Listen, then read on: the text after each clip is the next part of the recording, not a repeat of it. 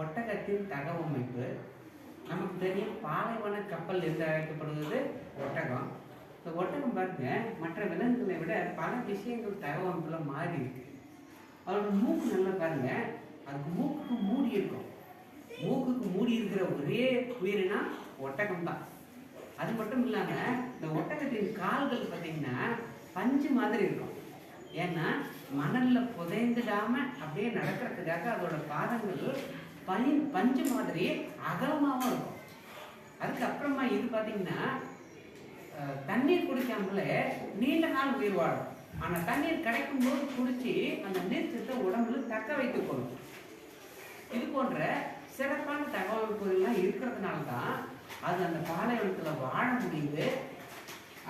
அது மட்டும் இல்லாத எப்போவாவது கிடைக்கக்கூடிய அந்த பசும் தரைகள் முள்ளோடு இருந்தால் கூட சேர்த்து அப்படியே கடிச்சு சாப்பிட்ற மாதிரி அதோட வாய் அமைப்பும் இருக்கு. நமக்கெல்லாம் முள் வாய் குத்தம், ஆனால் ஒட்டகங்கள் அதையும் சாப்பிடும்படியாக அதுக்கு தகவமைப்பு இருக்கு.